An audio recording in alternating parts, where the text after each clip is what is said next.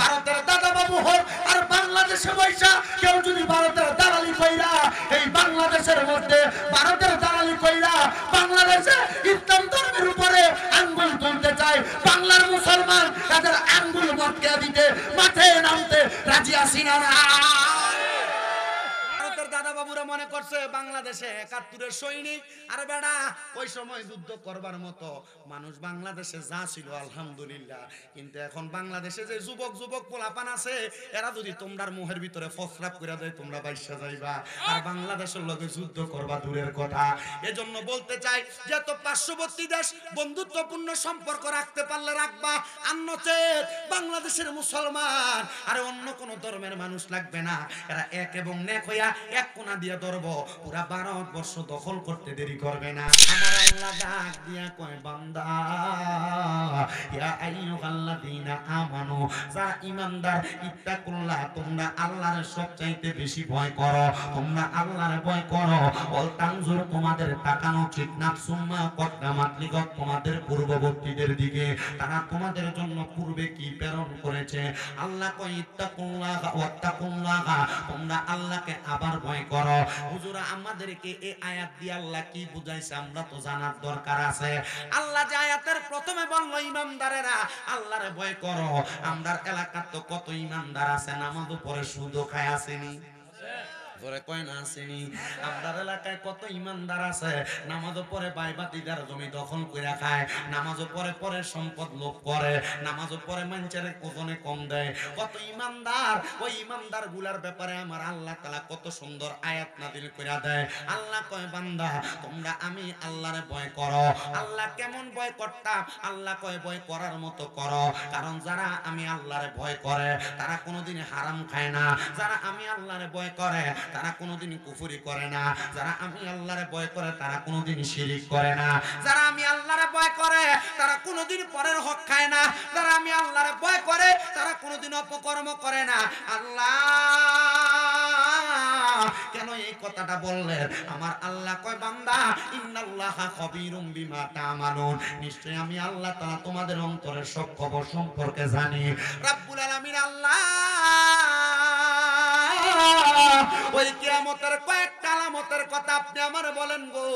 আমার আল্লাহ তাআলা ঘোষণা করে বান্দা বড় বড় আলামতের মধ্যে একটা আলামত হইল কিয়ামতের পূর্বে এমন একটা অবস্থা হয়ে যাবে, পূর্ব দিক থেকে খাটো খাটো কিছু লোক আগমন করবে যারা আল্লাহ তাআলার কাবা ঘরটারে ভাঙার জন্য যাবে। ও আল্লাহ, তারা যদি কাবা ঘর ভাঙা পালায় তাহলে আমরা কারে সেজদা দিব, কারে সেজদা দিব? ও বাবা রে, আল্লাহর কাবা ঘর ভাঙতে যাবে কথা সত্য, ওই কিয়ামতের পূর্বে দুনিয়ার জমিনের মধ্যে এমন একজন ব্যক্তি আগমন করবে যার নাম হবে ইমাম মাহাদি রহমতুল্লাহ আলাইহি। উনি যখন আগমন করবে ওনারে টপকে যায় কেউ কাবা ঘর ভাঙতে পারবে না। ইমাম মাহাদি যখন আগমন করবে ওনার আগমনের পরবর্তী সময়ে একজন লোক আগমন করবে যার নাম হবে দাজ্জাল। ওই দাজ্জাল লোকটার কোনো চোখ থাকবে না, কানা দাজ্জাল নামক। ওই দাজ্জালটা যখন আগমন করবে রে বাবারা, ওই দাজ্জাল আগমন কইরা দুই হাতের মধ্যে জান্নাত এবং জাহান্নাম দেখাইবো। বান্দা জান্নাত দেইখা পাগল হইয়া তোমরা দাজ্জালের প্রতি ঈমান আনতে যাইবা, তখন তোমার ঈমানটা তালাক হইয়া যাইবো। ও বান্দা, ওই ঈমানটার যদি তালাক না করতে চাও, কিয়ামতের আলামতগুলা যদি দেইখা যদি বুঝতে চাও, তাইলে দুনিয়াতে এখন থেকে নবীর প্রতি ঈমান আনো। এবার আপনারা আমার সাথে পড়বেন কোন কোন বিষয়ের প্রতি ঈমান আনবেন, আর কিয়ামতের কঠিন মুহূর্তে আপনি কোন কোন বিষয়গুলা দেইখা বুঝবেন। আমার সাথে সবাই জোরে জোরে পড়েন আমানতু বিল্লাহি, আস্তানা জোরে পড়েন আমানতু বিল্লাহি ওয়া মালাইকাতিহি ওয়া কুতুবিহি ওয়া রাসূলিহি ওয়াল ইয়াউমিল আখিরি ওয়াল কদরি খাইরিহি ওয়া শাররিহি মিনাল্লাহি তাআলা ওয়াল বাসি বাদাল মাউত। জবান খুলে শুনে কোন আল্লাহু আকবার। এক নাম্বার আল্লাহর প্রতি ঈমান আনবেন, আল্লাহর প্রতি ঈমান। হুজুর আল্লাহর প্রতি ঈমান কোনটা? মনোযোগ দেন। আল্লাহর প্রতি ঈমান হইল আমরা এক আল্লাহর বিশ্বাস করে কুল হুয়াল্লাহু আহাদ, আল্লাহ এক, আল্লাহ ছাড়া কোনো প্রভু নাই। লাম ইয়ালিদ ওয়া লাম ইউলাদ, তিনি কাউরে জন্ম দেয় নাই, তিনার কাছ থেকে কেউ জন্ম নেয় নাই। আল্লাহ আপনার আর কি উপাধি আছে? আল্লাহুস সামাদ, আল্লাহ কারোর সমকক্ষ নয়। আমার আল্লাহ কারোর কাছে চায় না। আমার আল্লাহ সকল কিছুর সৃষ্টিকর্তা। ওই এক আল্লাহরে মানা, এক আল্লাহ ছাড়া কাউরে সেজদা না দেওয়া, এটা হইল আল্লাহর প্রতি ঈমান, তাওহীদের প্রতি ঈমান। ওয়া শুনেন, সাবজেক্ট আর যদি দেন তাই সব করে আপনাদের লেহেন মানুষ আপনাদের দিকে চায়। হ্যাঁ জোরে কর, গভীর মনোযোগ দেন বাবা। আমার আল্লাহ তাআলার উপর ঈমান, তাহলে আল্লাহ ছাড়া কাউরে সেজদা দেওয়া যাবে? আল্লাহ ছাড়া কাউকে সেজদা দেওয়া যাবে না। আল্লাহ ছাড়া কারোর কাছে মাথা অবনত করা যাবে না। আল্লাহকে এক আল্লাহ বইলা মানা, এটা হইল দুনিয়া জমিনের মধ্যে আল্লাহর প্রতি ঈমান। যেহেতু ঈমানের বয়ান দিবেন, আসেন 2 নাম্বার আমানতু বিল্লাহি, 2 নাম্বার ওয়া মালাইকাতিহি, ফেরেশতাদের প্রতি ঈমান। ফেরেশতাদের প্রতি ঈমান কেমনে আনবেন? আপনার দুই কাঁধের মধ্যে দুইজন ফেরেশতা কেরামান কাতিবিনা ইয়ালামুনা মা আমার আল্লাহ তাআলা আপনার কাঁধের মধ্যে দুইটা ফেরেশতা দিছে। ওই দুইটা ফেরেশতা ডাইন কাঁধে এবং বাম কাঁধের মধ্যে বইসা আপনার জন্য অনেক কিছু লিখতেছে। ভালো কাজ করলে ভালোটা লিখতেছে, খারাপ কাজ করলে খারাপটা লিখতেছে। শুধু তারা নয়, আপনার রহমতের অনেক ফেরেশতারা অবজারভেশন করতেছে। আপনার চারদিক দিয়ে আপনার সব কাজ সম্পর্কে অবহিত হইতেছে। এগুলা সাক্ষী কিন্তু ফেরেশতারা দিবে। এরা হইল আমার আল্লাহ তাআলার ধারক এবং বাহক। আমার আল্লাহ তাআলার পক্ষ থেকে দুনিয়ার জমিনের ভিতরে রহমত নিয়ে আসছে এবং তারা আমার আল্লাহ তাআলার কাছে তথ্য আদান প্রদান করে। 3 নাম্বার, মারহাবা কইতেন না, ও কুতুবিহি, কিতাবের প্রতি ঈমান আনা। কোন কিতাবের প্রতি ঈমান আনবেন? আমার আল্লাহ তাআলা আদম আলাইহিস সালাতু ওয়াস সালাম থেকে ঈসা নবী পর্যন্ত না, ঈসা নবীর পরে আখিরি নবী মুহাম্মদুর রাসূলুল্লাহ সাল্লাল্লাহু আলাইহি ওয়াসাল্লাম নবীর উপরে সহ সর্বমোট কিতাব নাযিল করছে আমার আল্লাহ তাআলা 104 খানা। কয়টা? 104 খানা। এর মধ্যে 4টা কিতাব হলো শ্রেষ্ঠ কিতাব, আর 100টা কিতাব হলো সহিফা।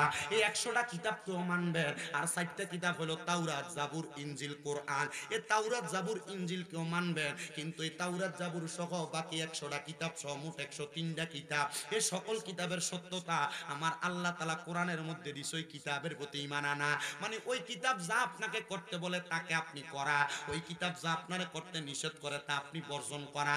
কিন্তু না, ওই কিতাব কই নামাজ পড়া আপনি পড়েন না, ওই কিতাব কই রোজা রাখা আপনি রাখেন না, ওই কিতাব কই হালাল খাওয়া আপনি খান না, ওই কিতাব কই সুদ খাইও না আপনি সুদ খান, ওই কিতাব কই মানুষের সম্পদ দখল করে না আপনি করেন, ওই কিতাব কই দুনিয়ার জমিনের ভিতরে থাইকা তোমরা কোনোদিন আল্লাহ তাআলার আইনের বিরুদ্ধে কাজ করো না আপনি করেন। তাইলে এবার সিদ্ধান্ত নেন, ওই কিতাবের প্রতি যদি ঈমান থাকে, আপনি তো কিতাবের বাইরে কোনো কাজ করতেন না।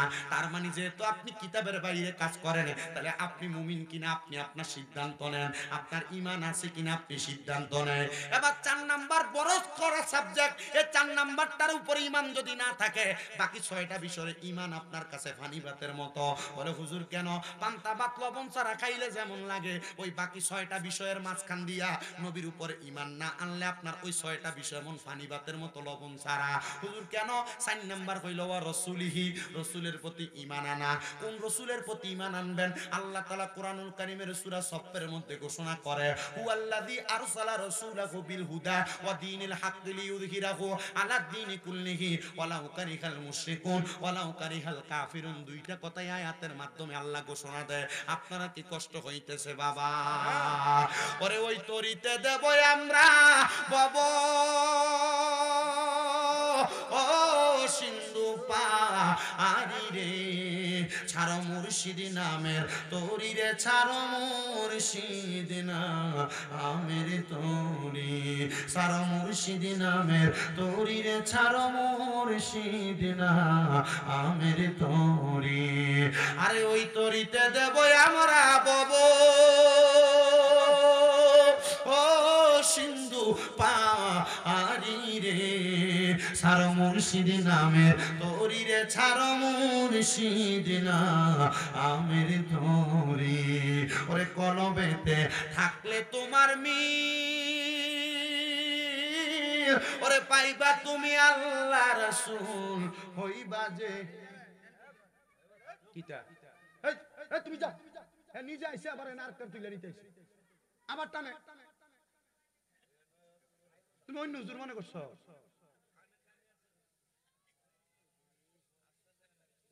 চিন্তা করতেছি হুজুরের নাক মুখ ছিড়িবারে একটা মারতাম, আমার শরমটা দিয়ে দিল মানুষের সামনে। আবার রাগ কইরো না, কারণ আমরা জীবনে শয়তান দেখছি, তখন কিন্তু একজন রেন থেকে বাইর করার লাগে আল্লাহ মানুষ শয়তানটা লাগাই দিবে। কথা বুঝছুন? অসুবিধা হইতে সামনের আর, অসুবিধা হইতে সামনের আর, আল্লাহ যেন কবুল করে, জোরে কোন আমিন। ইমানের 7টা বিষয় কড়াভাবে বুঝাই দিয়ে যামু, যদি আপনারা ধৈর্য নিয়ে বসেন কিয়ামতের আলামত সম্পর্ক জানবেন। রাজি আছেন তো ইনশাআল্লাহ? তাহলে 4 নাম্বার বলতেছিলাম, কোন কয় নাম্বার? 4 নাম্বার বলতেছিলাম আমার বাবা ভাইরা বন্ধুরা, ওই 4 নাম্বারটা হইল ওয়া রাসূলিহি, রাসূলের প্রতি ঈমান। আল্লামা আকবর আলী রেজভী হুজুর কেবলা ওই রাসূলের প্রতি ঈমানের ব্যাপার নিয়ে কথা বলতে যায়া মানছে ফিটটা বস্তার ভিতরে ঢুকাইয়া নদীতে ফালাইছে। কথা কন না ঠিক কিনা?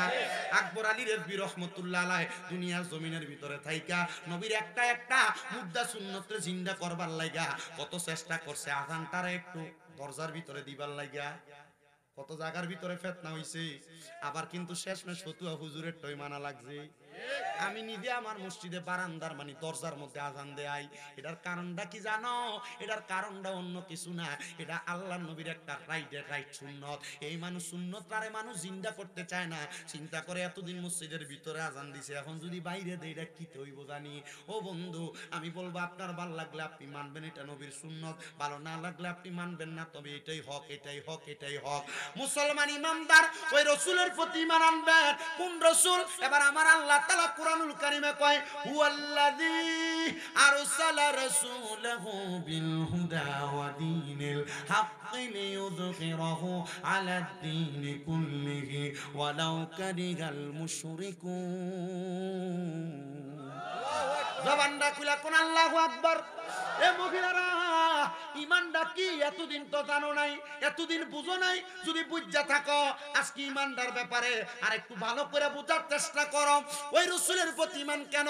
আমার রাসূল সাল্লাল্লাহু আলাইহি সাল্লামের ব্যাপারে আল্লাহ তাআলা কুরআনুল কারীমের মধ্যে বলতেছেন হুয়াল্লাযী, আর যারাহু ওই রাসূল প্রেরণ হওয়ার পরে বিল হুদা সত্যদর হেদায়েতের বাণী নিয়া ওয়া দীনিল হাক্কি সত্য ধর্ম নিয়া, দুইটা জিনিস নিয়া রাসূল আসছে। 1 নাম্বার হেদায়েতের বাণী, 2 নাম্বার সত্য ধর্ম নিয়া। লিইয়ুযহিরাহু আলাদ দীনি কুল্লিহি, এই ধর্মটাকে প্রচার প্রসার করার জন্য, পরিপূর্ণতা দেওয়ার জন্য যখন তিনি এটা প্রকাশ্যভাবে প্রচার করা শুরু করলেন, ওয়ালাউ কারিহাল মুশরিকুন, এরা এদের মুখের ফু দিয়া বিআফওয়াহিহিম ওয়াল্লাহু মুতিম্মু নূরিহি ওয়ালাউ কারিহাল কাফিরুন, কাফের মুশরিক বেঈমানরা তাদের মুখের তুতু দিয়া ওই রাসূলের নূরটারে নিভিয়ে দিতে চাইছে। রাসূলরে কত আঘাত করছে। মক্কা শরীফের প্রান্তরে আমার রাসূল নামাজ আদায় করছে, রাসূলের পিঠ মুবারকের উপরে পচা উটের নাড়ি বুড়ি দিয়া গেছে, দিয়া দিছে। আমার রাসূল ইসলাম ধর্মের দাওয়াত দিতে যায়, আমার রাসূলরে পেছন দিয়া মারার জন্য দারুন নাদুয়া নামক সংগঠন করে নবীরে মারবার লাগা সংগঠন করছে। কিন্তু না না না, ওই রাসূলরে কেন আমরা মানবো, ওই রাসূলরে কেন আমরা গ্রহণ করব? কারণ আদম থেকে ঈসা নবী পর্যন্ত যত ধর্ম নিয়ে আসছে গো, আমার রাসূল যখন ইসলাম ধর্মের প্রচার দেয় আল্লাহ ঘোষণা করছে ইন্নাদ দীনা ইনদাল্লাহিল ইসলাম, নিশ্চয় শান্তির ধর্ম ইসলাম। আল ইসলামু দীনুন কামিলুন, নিশ্চয় পরিপূর্ণ জীবন ব্যবস্থা ইসলাম। আমার রাসূলের উপরে আমার আল্লাহ তাআলা ইসলামের দায়িত্বটা দিয়া কই রাসূল আপনি মানুষকে ইসলাম দ্বারা পরিপূর্ণভাবে বুঝায়া দেন। আমার মুসলমানের দল, ও নবীর উম্মতের দল, কোন ইসলাম পাইলা? কার জন্য ইসলাম পাইলা? কোন নবীর কারণে ইসলাম পাইলা? আদম নবী তো 5 ওয়াক্ত নামাজ পড়ে নাই, ঈসা নবী তো 5 ওয়াক্ত নামাজ পড়ে নাই, নূহ নবী তো 5 ওয়াক্ত নামাজ পড়ে নাই, হযরতে মুসা নবী তো 5 ওয়াক্ত নামাজ পড়ে নাই। বলে হুজুর তাহলে তারা 5 ওয়াক্ত নামাজ পড়লো না, আল্লাহ কি লাগে আমরা 5 ওয়াক্ত নামাজ দিল? আর নামাজ তো 5 ওয়াক্ত দেয় নাই রে, 5 ওয়াক্ত দেয় নাই। আমার আল্লাহ আমার নবীরে মোহাব্বত করে 50 ওয়াক্ত নামাজ দিছিল। আমার আল্লাহ তাআলার নবী, রহমতের নবীজি, কামলিওয়ালা নবীজি, উম্মতের কষ্ট হইয়া যাবে বিদায় 9 বার আমার আল্লাহর কাছে যাইয়া 5 ওয়াক্ত করে কমাইয়া 5 ওয়াক্ত 50 ওয়াক্তরে 5 ওয়াক্তর মধ্যে আনছে। নবী গো 50 ওয়াক্ত পড়লে তো বেশি সওয়াব পাইতাম। আমার নবী কই দুনিয়াতে আমি রাসূলের প্রতি ঈমান আই না, কেউ যদি 5 ওয়াক্ত নামাজ পড়ে তার আমল নামায় 5 ওয়াক্তের জায়গায় 50 ওয়াক্তের সওয়াব হইব। এ মা, এ পর্দার অন্তরালের আম্মুজিরা, এ প্রবাসী ভাইরা, এ আমার আজকের পশ্চিম চাতল এলাকার কিশোরগঞ্জের বাবারা, মনে রাখবা নামাজ পড়বা 5 ওয়াক্ত পশ্চিম চাতলের সুন্নি মসজিদের ভিতরে, সওয়াব পাইবা 50 ওয়াক্তের। আমার কথা না নবীর কথা। এবার আপনারা বলেন নবীর কথা মানার দরকার আছে না নাই? ও মুসলমান, ওই নবী রহমাতুল লিল আলামিন, ওই নবী নূরের নবী রহমাতুল লিল আলামিন নবী, ওই নবীরে কেন মানবা? তাহলে বোঝা গেল ওই নবী আমরারে লাভবান বানায়া দিয়া গেছে, এই জন্য আমরা মানবো। এই জন্য আসে কয় নবীজি ঈমান শোনো তাহার শান, বলেন নবীজি ঈমান শোনো তাহার শান, নবীজি ঈমান শোনো তাহার। ওরে রাস্তা দিয়া দয়ালে নবী হতেন চলমান, রাস্তা দিয়া দয়ালে নবী হতেন আরে মেঘমালা ওই নবীরে, মেঘমালা ওই নবীরে ছায়া করতেন দান, নবী জি ঈমান শোনো তাহার শান, বলেন নবী জি ঈমান শোনো তাহার শান। উটনি চড়াইতে নবী যাইতেন মরুভূমির প্রান্তরেতে, ওট চড়াইতে নবী যাইতেন মরুভূমির প্রান্তরেতে, পাখি গনে বাতাসে করত ওই নবীজির গায়, বলেন পাখি গনে বাতাসে করত ওই নবীজির গায়, নবীজি ঈমান শোনো তাহার শান, বলেন নবীজি ঈমান শোনো তাহার শান। আমরা মাঝে মাঝে কয় সুন্নিরা নবীরা এমন সম্মান করে, করতে করতে মাথার উপরে তুলে আল্লাহ কয় ওয়ারাফানা লাকা যিকরাক, ও বন্ধু আমার, হাবিব আমার, আপনার জিকিরকে আপনার সম্মানকে আমি বাড়াইলাম। আমি জানতে চাই নবীরে দাঁড়ায়া সালাম দিলে কেউ যদি আমরারে কয় আমরা মাথার আঘাত তুলি, গাছের আঘাত তুলি, আরে গাছের আঘাত না, নবীরে শুধু দাঁড়ায়া না, ফায়ের নিচে যদি 10-8টা 2টা বাঁশ বাইন্ধো সালাম দাও, আল্লাহর উপরে তোলবার মতো বেড়া তো দুনিয়াতে জন্ম হয় নাই। তাহলে আমরা দাঁড়ায়া না, আর কোন ভাবে যদি সিস্টেম থাকে আমরা নবীরে সেইভাবেও সম্মান করতে রাজি আছি না? না ঈমান বুঝাইতেছিলাম বাবা, ওই নবীরে মানলে তুমি ঈমানদার, ওই নবীরে না মানলে তুমি বেঈমান, ওই নবীরে না মানলে কিতাবের প্রতি ঈমান থাকবে না, ওই নবীরে না মানলে আল্লাহর প্রতি ঈমান থাকবে না, ওই নবীরে না মানলে ফেরেশতার প্রতি ঈমান থাকবে না। আল্লাহ কয় জগতের মানুষ লাউলা কালামা খলাকতুল আফলাক, আমি যদি আমার বন্ধু নবীরে না বানাইতাম, আসমান বানাইতাম না, জমিন বানাইতাম না, চন্দ্র বানাইতাম না, সূর্য বানাইতাম না, ফেরেশতা কোনো কিছু বানাইতাম না, তাহলে ওই নবীরে না মাইনা আল্লাহর মানবা, আল্লাহর কথা কইবা কি লাভ হইব? ওই নবীরে না মাইনা ফেরেশতার প্রতি ঈমান আনবা, কোরআনের বয়ান শুনবা কি লাভ হবে? এবার বলেন সকল কিছু মানার আগে নবী মানার দরকার আছে না? না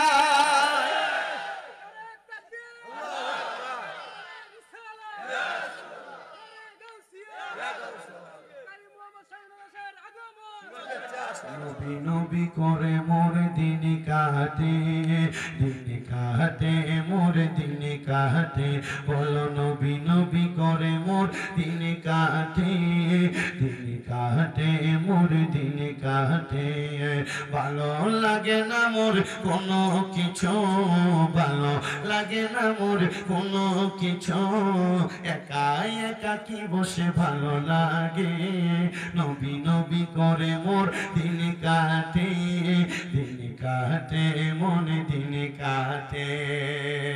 এ কিশোরগঞ্জের মানুষ তাহলে সুন্নিরা যে নবী নবী করে, এটার পেছনে কারণ আছে না নাই? মুহাব্বতে কোন আছে না নাই? এবার আসেন ওয়া রাসূলিহি, এবার 5 নাম্বার হইল ওয়াল ইয়াউমিল আখিরি, কোন আখিরাতের প্রতি বিশ্বাস। আপনি যে দুনিয়ার জমিনে আসলেন, আল্লাহ তাআলা যে আপনারে বানাইলো, আপনি যে দুনিয়া থেকে ইন্তেকাল কইরা কবরে যাবেন, ও বন্ধুরে, ওই কবরের প্রথম স্টেশন থেকে জান্নাত এবং জাহান্নাম পর্যন্ত জায়গাটা আছে, ওই জায়গাটার নাম হলো আখিরাত। আমি জানতে চাই বাবারা, যদি আপনি ইমানদার না হন, আমলওয়ালা না হন, তাহলে আপনি কেমনে আখিরাতটারে ভালো বানাইবেন? এবার আমার আল্লাহ তাআলা ঘোষণা করে, আল্লাযী খালাকাল মাউতা ওয়াল হায়াতা লিয়াবলুয়াকুম আইয়ুকুম আহসানু আমালা। জবান খুলে কন্যা সুবহানাল্লাহ। আমার আল্লাহ তাআলা যিনি জন্ম এবং মৃত্যু সৃষ্টি করলেন এবং দুনিয়ার জমিনের মধ্যে ভালো ভালো আমলগুলা করার কথাগুলা বললেন, যদি আপনি ইমানদার হন তাহলে ওই আখিরাতটারে ইমানটারে ঠিক রাইখা আখিরাতটারে সুন্দর করার জন্য আপনি ভালো কাজ করবেন। বলে হুজুর আখিরাতের অবস্থাটা কেমন হবে গো? আমার নূরের নবী রহমাতুল লিল আলামিন নবী কয় আখিরাতের প্রথম ধাপটা শুরু হয়ে যায় আজরাইল আগমন করার সাথে সাথে। আজরাইল যখন একটা মানুষের সামনে হাজির হয়ে যায়, আজরাইল সামনে আসলে একটা মানুষ আজরাইলের ভয়ঙ্কর চেহারাটা দেখা বিছানার মধ্যে বয়ে প্রস্রাব পায়খানা কইরা দেয়। কইরে আপনাদের এই পশ্চিম চাতলের কত মানুষ মারা গেল, মারা যাওয়ার সময় বিছনায় প্রস্রাব পায়খানা করে দিল, একটা বারো তো ইমাম সাহেব রেজি গাইলেন না হুজুর প্রস্রাব করলো কেন, পায়খানা করলো কেন? আপনাদের এলাকার কত মানুষ মারা যায় জিহ্বার ভিতরে কামড় দিয়া মারা যায়, কেন কামড় দিয়া মারা গেল একবার তো ইমাম সাহেব রেজি গাইলেন না? এলাকার কত মানুষ মারা যায় মানুষের চোখ উল্টে যায়, একবার তো হুজুর রেজি গাইলেন না হুজুর মানুষ কেন চোখ উল্টে মারা যায়? এলাকার কত মানুষ মারা যায় নাকে মুখে দিয়া রক্ত বাইর হয়ে মারা যায়, ওই ইমাম সাহেবের তো একবার জিগাইলেন না? জানেননি কেন মারা যায়? এমনি গো মুসলমান, এমনি মারা যাওয়ার কারণ হইল আজরাইল যখন একটা মানুষের সামনে চলে আসে, আজরাইলের ভয়ঙ্কর চেহারাটা দেখা এক নাম্বার কোন বেঈমান বান্দা, ইমানদার কিন্তু এমনি কষ্ট পায় মরে না।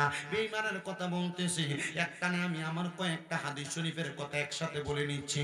আজরাইলের ভয়ঙ্কর চেহারাটা দেখলে বেঈমান বান্দাটা এক নাম্বার বিছানায় প্রস্রাব পায়খানা করে দেয়। দুই নাম্বার আজরাইল যখন সামনে আসে, আজরাইলের সঙ্গে বান্দা কথা বলার চেষ্টা করে, আজরাইল আমার আরেকটু সুযোগ দাও। তখন বান্দা কথা বলার চেষ্টা করলে তার জিহ্বাটা দুইটা গালের চোয়ালের মাঝখানে আটকায়া যায়। এবার বান্দা চোখের ইশারা দিয়া আজরাইলকে বুঝাইবার চেষ্টা করে, তখন বান্দার চোখগুলা উল্টে যায়। ও মুসলমান, এবার আজরাইল যখন বান্দার বুকটার ভিতরে হাত রাখে, ওই বান্দা বুকের মধ্যে হাতটা রাখলে হাতের প্রেসারটা সহ্য করতে না পাইরা বান্দার গাড়ের রগগুলা, হাতের রগগুলা, পায়ের রগগুলা, সাহা রগগুলা টাস টাস করে ছিঁড়া যায়। তখন বান্দা ওই রগগুলা ছিঁড়া যাওয়ার কারণে রক্তগুলা চলাচল করতে পারে না, তখন বান্দার রক্তগুলা নাক আর মুখ দিয়া বের হয়ে যায়। ও আল্লাহ, এমন কষ্ট পেয়ে তো মরতে চাই না।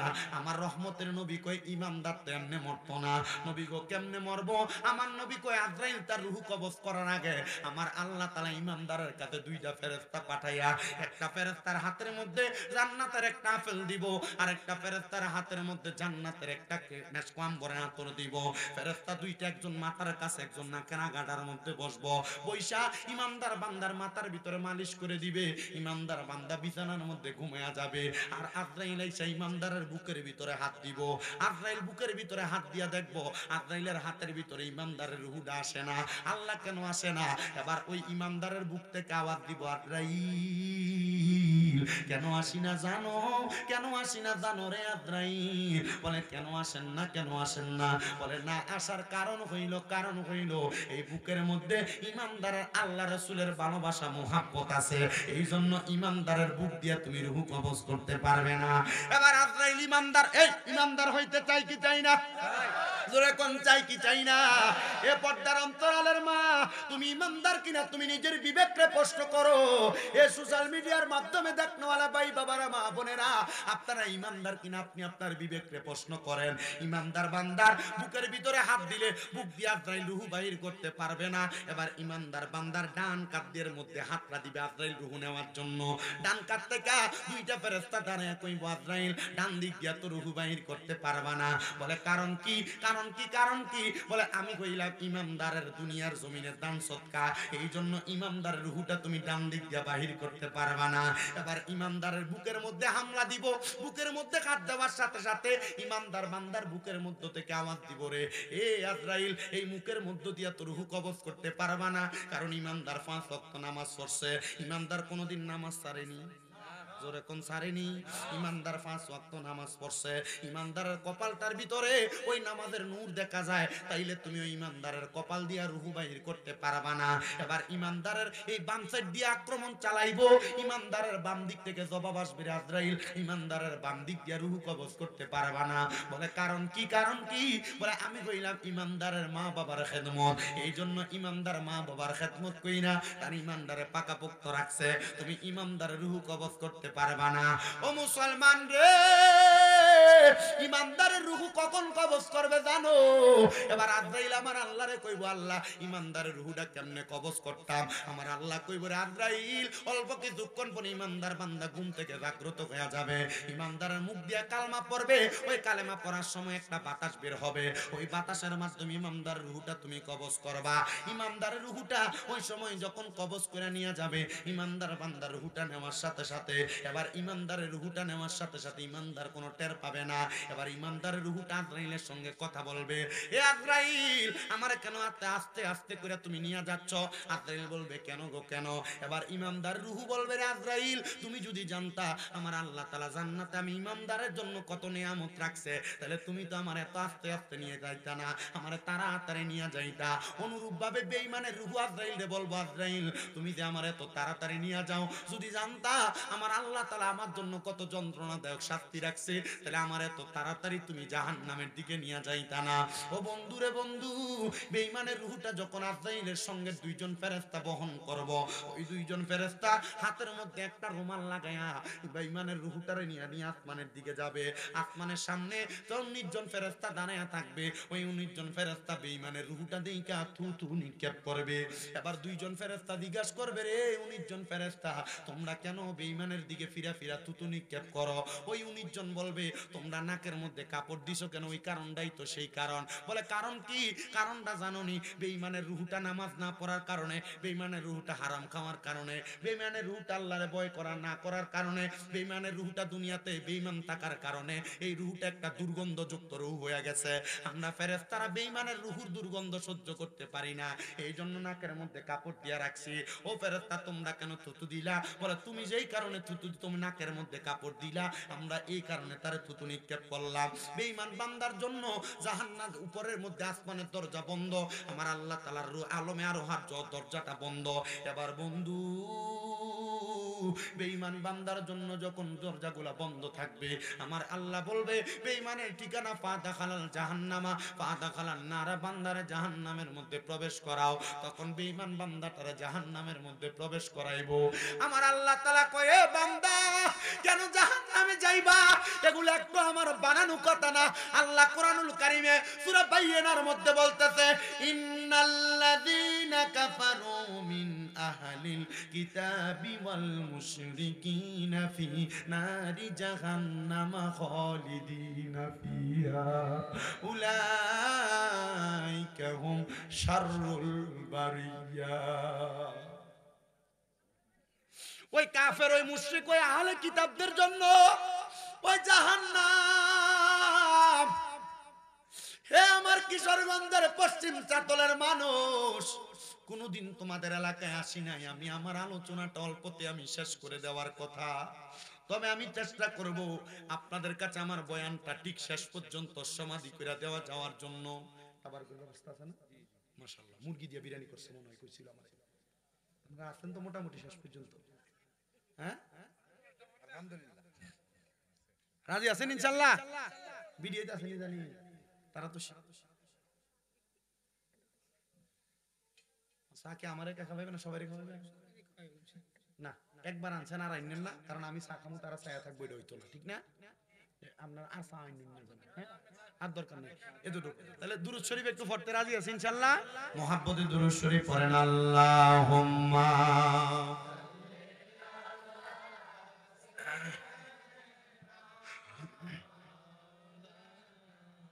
মুহাম্মাদ ওয়া আলা আলি সাইয়্যিদিনা। মুহাব্বতে জোরে শুনে দুরূদ শরীফ পড়েন, আল্লাহুম্মা সাল্লি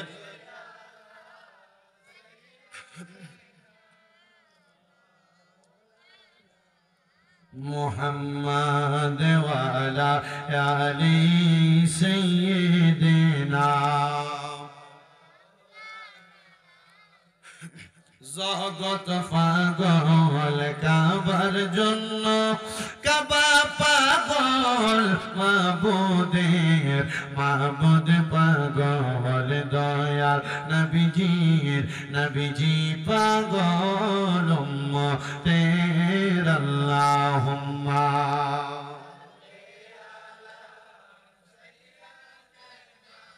মাওলানা চালি সাইয়েদেনা বলেন চোখেরই পলকে তুমি হতে পারো লাশ চিরতরে বন্ধ হবে তোমারই নিঃশ্বাস চোখেরই পলকে তুমি হতে পারো লাশ চিরতরে বন্ধ হবে তোমারই নিঃশ্বাস হবে এলানে তোমারই নাম মসজিদের মাইকে বলেন হবে তোমারি নাম মসজিদের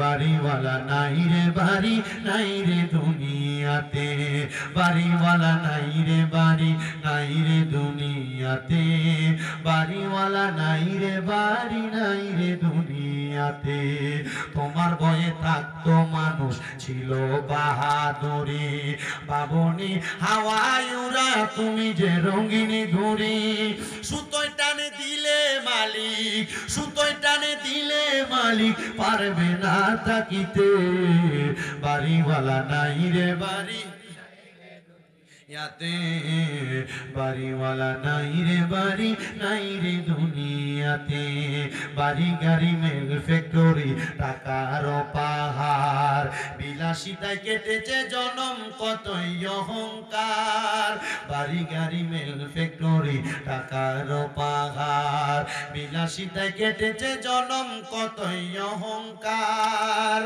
দামি কাপড় ছেড়ে হবে দামি কাপড় ছেড়ে হবে সাদা কাফন পরিতে বাড়িওয়ালা নাই রে বাড়ি নাই রে দুনিয়াতে বাড়িওয়ালা নাই রে বাড়ি নাই রে দুনিয়াতে বাড়িওয়ালা নাই রে বাড়ি নাই রে দুনিয়াতে একটা জবানও বন্ধ রাখবেন না এবার বলেন আমাদের সবার মরণ আছে না নাই এ দুনিয়ার মুসলমান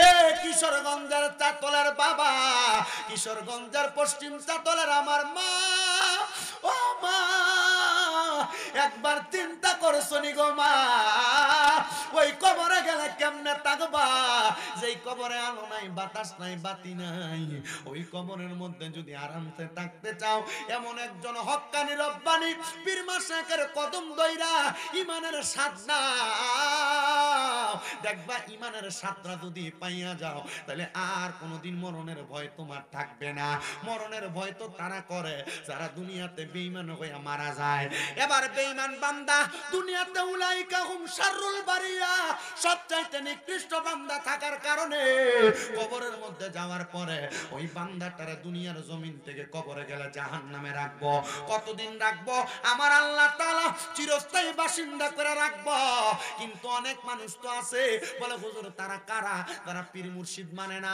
তারা দুনিয়াতে আল্লাহর ওলিদেরকে ভালোবাসে না আউলিয়া কেরামের অনুসরণ অনুকরণ তারা শিরিক বেদাতের সাথে ফতোয়া দেয় পীরের দরবারে যাওয়াটারে হারাম ফতোয়া দেয় আমি বলবো তাদের কথা মানবেন কি মানবেন না আপনার বিবেকের উপর ছাইরা দিলাম আপনাদের মনে প্রশ্ন থাকতে পারে হুজুর পীর মানা এটা কি কোরআন হাদিসে আছে নাকি আমি আপনাদেরকে আল্লাহ তাআলার কোরআনের একটা আয়াত শোনায় দেই আল্লাহ কয় কুলাতিউল্লাহ ওয়া আতিউর রাসূল ওয়া উলিল আমরি মিনকুম জোরে কোন সুবহানাল্লাহ আর মুহাব্বতে কোন সুবহানাল্লাহ আল্লাহ কয় এ জগতের মানুষ তোমরা যদি আমার আল্লাহ তাআলার ইতাআত করতে চাও তাইলে তোমরা আমার রাসূলের ইতাআত করো আল্লাহ আমরা তো রাসূল পাই নাই কয় রাসূলের ইতাআত যদি করতে চাও ওয়া উলিল আমরি মিনকুম উলিল আমর যারা দুনিয়াতে সবচাইতে ভালো আলেম যারা সবচাইতে হক্কানি ব্যক্তি যারা যাদের আমল আকলাক যাদের ঈমানের চরিত্র দেখা তোমার ভালো লাগবে তোমরা তারারে মানো এই মানাটার নাম হলো মুরিদ হওয়া এই মানাটার নাম হলো হক্কানি পীর ধরা ও বন্ধুরে একটা বার তো আপনি চিন্তা করলেন না আমরা যারা কই পীর মুরিদি মান্য না তারাও কিন্তু একজন শায়েখরে মান্য পীর মুরিদিরে অস্বীকার করে কথা কোন না ঠিক কিনা মুসলমান ইমানদার আমি আপনাদেরকে আমার ক্ষুদ্র জ্ঞান দ্বারা আর চাইতে বেশি বুঝাইতে পারবো না আমার যতটুকু এলেম আছে আমি ওই এলেম দ্বারা আপনাদেরকে বোঝানোর চেষ্টা করি এবার বেঈমান বান্দাটা কবরে গেলে কি ভালো থাকবে না খারাপ থাকবে অবশ্যই খারাপ থাকবে গুনাহগারটা অবশ্যই খারাপ থাকবে কিন্তু আমার নবী কই ইমানদার ওই ইমানদার যখন মারা যাইব রে, ও দুনিয়ার মুসলমান, ইমানদারটা মারা যাওয়ার পরে যখন ইমানদার বান্দাটারে কবরের মধ্য থেকে রূহটা যখন দুনিয়া থেকে নিয়ে যাইব, ইমানদার বান্দার রূহটা নিয়ে আজরাইল ফেরেশতা উপরের দিকে যাবে, রহমতের ফেরেশতারা হালান ওয়া সাহালান মারহাবান কইয়া স্বাগতম জানাইবো। বেঈমানের রূহ রেদি থুতু নিক্ষেপ করছে, ইমানদার রেদি স্বাগতম জানায়। তাইলে বোঝা যায় ইমানদারের জন্য কবর আরামের জায়গা, বেঈমানের জন্য কবর বড় ভয়ঙ্কর জায়গা। একজন আসে কয় কবর ভালো জায়গা না, কবর ভালো জায়গা না, ঈমান আমলে না থাকিলে ভালো থাকবা না, কবর ভালো জায়গা না, কবর ভালো জায়গা না, ঈমান আমলে না থাকিলে ভালো থাকবা না। আপনার কষ্ট হইতাছে? আর এই গজল আমি নিজে লিখছি, একটু মোহাব্বতে কর না। কবর ভালো জায়গা না, কবর ভালো জায়গা না, ঈমান আমল না করিলে ভালো থাকবা না, মাটি তোমার ঘাটি হবে, মাটি তোমার ঘাটি হবে, ঈমানে তোমার নিশানা, কবর ভালো জায়গা না, কবর ভালো জায়গা না, ঈমান আমলে না থাকিলে ভালো থাকবা না। দুনিয়ার মুসলমান, ও কিশোরগঞ্জের পশ্চিম চাতলার বাবা, এবার চিন্তা করে দেখো রে, আমার আল্লাহ তাআলা ইমানদারের রূহটারে এবার কত আরাম দেয়। আসমানের ফেরেশতারা কইব স্বাগতম স্বাগতম ইয়া আইয়ুহাল মুমিনিন, হে মুমিন তোমার স্বাগতম। বেঈমানরে কত লাঞ্ছনা দিছে, বঞ্চনা দিছে, কিন্তু ইমানদার নেতি কবরের ভিতরে স্বাগতম জানায়। যে তো ইমানের বয়ান, ওই ইমানদার বান্দার রূহটারে আজরাইল ফেরেশতা কত জায়গায় রাখতে চাইবো, জান্নাতের স্বর্ণ এবং রূপার পেয়ালাতে রাখতে চাইবো, কিন্তু স্বর্ণ রূপার পেয়ালার মধ্যে ইমানদারের রূহ থাকবে না। আজরাইল আমার আল্লাহরে বলবে, আল্লাহ আল্লাহ গো, ইমানদারের রূহটা তো থাকে না, আল্লাহ ইমানদারের রূহটার আমি কি করবাম তুমি আমারে কও না। আমার আল্লাহ এবার আয়াত তেলাওয়াত করে শোনাইবো, এ আজরাইল আমি না বলছি ওয়ালা তাকুলু লিমান ইউকতালু ফি সাবিলিল্লাহি আমওয়াত বাল আহইয়াউ ওয়ালাকিন লা তাশউরুন। আমার আল্লাহ কইব, এ আজরাইল যারা ইমানদার, যারা নেক আমল করছে তারা তো মরে না। আমি আল্লাহ না কইছি সারা জিন্দা বালা হিয়াউন, তারা জিন্দা। তারা যারা মরা কয় তারা নির্বোধ, তারা বোকা। এ আজরাইল যাও যাও যাও, ইমানদারের মধ্যে আবার তার রূহটা তারে ফেরত দিয়া দাও। আপনি যদি ইমানদার হন, মরার পরে আপনি কিন্তু মরাডারে মরা মনে কইরেন না। কবরের ভিতরে আপনারে আমার আল্লাহ তাআলা এমন একটা সুরত দান করব, আপনি ওই কবরের মধ্যে নামাজ আদায় করবেন। খবর কি পান না, মাঝে মাঝে অনেক মানুষের খোঁজ পাওয়া যায়, মাটি দিছে 2-3 বছর 5 বছর হয়ে গেছে, কিন্তু এখনো কাফনের কাপড়ও হচ্ছে না। ঠিক ঠিক, এমন খবর পান না? কারণটা কি? কি ফিরিতে রাখছে? এই কথা কই না, এটা ইমানদার। এটা কি ইমানদার? এটাই ওলি। ওলি আল্লাহর ওলি মানে কি? আল্লাহর বন্ধু না? তো ইমানদার তো আল্লাহর বন্ধু হয়। সুবহানাল্লাহ কয় না? আপনার জীবনটা এমনি সাথে নিয়ে একবার চিন্তা করে দেখেন। ও মুসলমানের দল, এইটা ইমানি জীবন আর ওইটা বেঈমানি জীবন। এবার আপনি নিজে যাচাই করেন, বাছাই করেন, আপনি কোন জীবনটারে বাইছা নিবেন, কোন জীবনটারে বাইছা নিবেন। আনাস ইবনে মালিক রাদিয়াল্লাহু তাআলা আনহু আমার নবীরে প্রশ্ন করি, ইয়া রাসূলুল্লাহ, ওগো নবীজি, আপনার কাছে জানতে চাই কিয়ামত কখন হইব? বিষয় কয়টা? দুইটা, একটা ঈমান আর একটা কিয়ামত। তো এবার বয়ানের মূল ধারা। আনাস ইবনে মালিক কই, ইয়া রাসূলুল্লাহ, নবী গো, কিয়ামত কখন হবে গো নবী? আপনার কাছে জানতে চাই। আমার নূরের নবী ডাক দিয়া কই, আনাস, কিয়ামতের জন্য তুমি কি রেডি করছো? আমরা এলাকার বেডারা বিয়া করলে শ্বশুর বাড়িতে যাওয়ার সময় মিষ্টি কিনে কি কিনে না? পান সুপারি কিনে নি। ও বন্ধু, কিনে কেন? কারণ জামাইদের তো শ্বশুর বাড়িতে যাইবো, ইজ্জতের একটা ব্যাপার। আমার নবী আনাস ইবনে মালিক রে কয়, আনাস ইবনে মালিক, কিয়ামতের প্রশ্ন যে তুমি করলা, আনাস ইবনে মালিক, কিয়ামতের জন্য তুমি কি রেডি করছো? বিদেশ যে যাইবা, বিদেশ যাওয়ার জন্য পাসপোর্ট আসেনি, বিদেশ যে যাইবা ভিসা আসেনি, বিদেশ যে যাইবা ওই বিদেশে যায় যে চলবা, তোমার মালিকে তোমার যাওয়ার জন্য ওই দেশের আকামার রিটার্ন টিকেটটা অথবা ওই দেশের কোনো কনফার্মেশন লেটার দিছেনি। ও আনাস, তুমি যে কিয়ামতের প্রশ্ন করো, তুমি বলো না কিয়ামতের জন্য তুমি কি রেডি করছো? আনাস কই, ইয়া রাসূলুল্লাহ, ইয়া হাবিবাল্লাহ, নবী গো, আপনার কাছে আমার একটা আবদার গো নবী, কিয়ামতের জন্য আমি তেমন কোনো কিছু রেডি করতে পারি নাই, তবে আমি আনাসের অন্তরের ভিতরে আল্লাহ এবং নবীর ভালোবাসা, আল্লাহ নবীর প্রেমটা একটু বেশি আছে। জোরে নাই? কার ভালোবাসা বেশি আছে? আল্লাহ নবীর ভালোবাসা বেশি আছে। আনাস ইবনে মালিক কই, ইয়া রাসূলুল্লাহ, আমার চলবে নাকি? আমার নবী কই, আনাস আরেকটা কাজ তুমি করবা।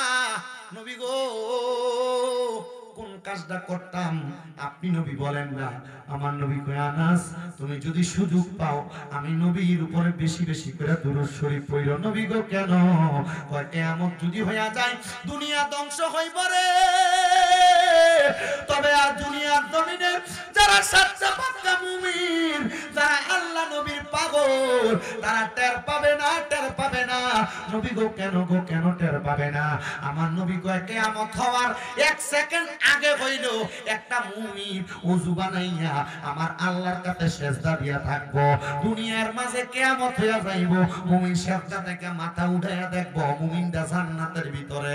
মুমিন জিগাইব, আল্লাহ, ও আল্লাহ গো, আপনার কাছে আমি জানতে চাই, আমি তো জান্নাতে এই জায়গায় থাকার কথা না, আমি সিজদা দিছিলাম এই গরিব কিশোরগঞ্জের এই পশ্চিম চাতলের মসজিদের ভিতরে, আমি এত সুন্দর জায়গায় এলাম কেমনে? ফেরেশতারা কইব, এরে বান্দা শোনো শোনো শোনো, কিয়ামত হয়ে গেছে, ঈমান থাকার কারণে তোমাকে আমার আল্লাহ তাআলা কিয়ামতের পরে জান্নাত দান করে দিয়েছে। আনাস ইবনে মালিক ডাক দিয়া কই, ইয়া রাসূলুল্লাহ, নবী গো, ও দয়ার নবী, মায়ার নবী, রাহমাতুল লিল আলামিন নবীজি, আপনার কাছে জানতে চাই কোন আমলের কথা আপনি আমি আনাসরে বলবেন। আমার নবী কয়, আনাস তুমি যখনই সুযোগ পাইবা আমি নবীর প্রতি দুরূদ শরীফ আদায় করবা। আনাস ইবনে মালিক কয়, ঠিক আছে, আমি আমার পুরাটা দিনরে 4 ভাগ করলাম নবীজি, 24 ঘন্টার 4 ভাগ করলাম। আমার নবী কয়, আনাস 4 ভাগ কইরা কি করবা? আনাস কয়, ইয়া রাসূলুল্লাহ, 4 ভাগের মধ্য থেকে একটা অংশ আপনি নবীর দুরূদ পড়ে আমি আমার সময় কাটায় দিব। আমার নবী কয়, আনাস রে, আনাস আলহামদুলিল্লাহ, তবে তুমি যদি এর চাইতে বেশি পড়তে পারো আরো ভালো। আনাস কই, নবী গো, তাহলে 2 ভাগ করে অর্ধেক আপনার দুরূদ পড়ব, অর্ধেক সময় আমি কাটিয়ে দিব আমার দুনিয়ার কাজে। আমার নবী কয়, আলহামদুলিল্লাহ, যদি এর চাইতে বেশি পারো তাহলে তুমি আনাস আমি নবীর সাথে জান্নাতে থাকবা। আনাস কই, ইয়া রাসূলুল্লাহ, নবী গো, তাহলে আমি আমার দুনিয়ার জিন্দেগীর পুরাটা সময় আপনি নবীর উপর দুরূদ পড়ে কাটিয়ে দেব। আমার নবী কয়, কিয়ামত না, দুনিয়ার কোন শক্তি তুমি আনাসকে দুনিয়াতে ভয় দেখাইতে পারবে না, আখিরাতেও ভয় দেখাইতে পারবে না। আনাস ইবনে মালিক কই, ইয়া রাসূলুল্লাহ, নবী গো, তাইলে আপনি আপনার দলে আমার অন্তর্ভুক্ত করেন না। এ মুসলমান, এই দুনিয়ার সব বড় বড় পাহাড়গুলা তুলার মতো উঠতে থাকবে, আসমানের তারকাগুলা নিচের দিকে পড়তে থাকবে। একবার কি চিন্তা করে দেখছো নি গো পর্দার অন্তরালের মা, দুনিয়ার জমিনের ভিতরে দুনিয়াতে তুমি যখন থাকবা তোমার সকল অপকর্মগুলা প্রকাশ হয়ে যাবে। এ বাবারা, তোমার সকল অপকর্মগুলা প্রকাশ পেয়ে যাবে। তুমি কি ওই কিয়ামতের জন্য প্রস্তুত আছো নি? কিয়ামতের আলামত তো সংগঠিত হয়ে যাবে। তাকে দেখো, সিরিয়া নামক এলাকার মধ্যে ছোট ছোট বাচ্চারা বলছে, আমাদেরকে কাফের মুশরিকরা আঘাত করেছে, আমি আমার আল্লাহর কাছে বিচার দিয়া দেব। যে সিরিয়া নামক শাম এলাকার জন্য আমার নবী দোয়া করছে, আল্লাহুম্মা বারিক লানা ফি শামিনা ওয়া ইয়ামিনিনা। আমার নবী কইছে, আল্লাহ আপনি বরকত দেন শাম দেশে, ইয়ামেন দেশে। ওই সিরিয়া নামক এলাকা বিজয় হয়ে গেছে আহলে সুন্নাত ওয়াল জামাতের মানুষদের হাতে। এখন সিরিয়া এলাকা একজন সৈনিক হাতে বন্দুক নিয়া, সৈনিকের পোশাকটা পইরা বলতে চাল মসজিদ হাযা আহলে সুন্নাত ওয়াল জামাত, মানে এই মসজিদ আহলে সুন্নাত ওয়াল জামাতের মসজিদ কইতেছে। এই মসজিদ আহলে সুন্নাত ওয়াল জামাতের মসজিদ, এই সিরিয়া আহলে সুন্নাত ওয়াল জামাতের সিরিয়া। এত সুন্দর করে কয়, তার মানে নবীদের ভবিষ্যৎবাণী, যখন সিরিয়া বিজয় হয়ে যাবে, গাজওয়াতুল হিন্দ যুদ্ধ করার জন্য প্রস্তুতি নিবা। গাজওয়াতুল হিন্দ দেখছেন নাকি ভারতের দাদা বাবুরা বাঙালিরা কি সুন্দর করে ডিক্লার দিতাছে, এ বাঙালিরা যুদ্ধ করব, বাঙালিরার কাছে নাকি তারা হামলা করার জন্য তারা দলবল নিয়ে আসবে। কিন্তু এরা কি মনে করছে এরা ভারতের আগরতলা দিয়ে আইবো, আগরতলা পার করলে সামনে দিয়ে তো বাউনবাইরার ফুতাইতে সামনে পড়লে আরে আপনারা এই কিশোরগঞ্জের মানুষের সামনে আইবো পরে বাউনবাইরার ফুতাই তো এমনি টেডা মেরে ডিরে সাদা করে লাইবো। কথা কই না বাবা, ঠিক কি না? এবার মনে রাখবেন বাবা, ওই গাজওয়াতুল হিন্দ এরা দাবি করতেছে খাজা মাইনুদ্দিন চিশতির মাজারের নিচে নাকি এদের মন্দির আছিল। নাউজুবিল্লাহ কোন মিয়া, এরা কয় এদের শিব মন্দির আছিল। এর আগে বাবরি মসজিদের নিচে এরা দাবি করছে এর মন্দির আছে। বাবরি মসজিদের ভাঙ্গে এরা মন্দির বানাইছে। ও মুসলমান, আর গলে বৈশা থাকার সময় নাই। ভারতের দাদা বাবু হোক আর বাংলাদেশে বৈশা কেউ যদি ভারতের দালালি কইরা এই বাংলাদেশের মধ্যে ভারতের দালালি কইরা বাংলাদেশে ইসলাম ধর্মের উপরে আঙ্গুল তুলতে চায়, বাংলার মুসলমান তাদের আঙ্গুল মটকে দিতে মাঠে নামতে রাজি আছি না?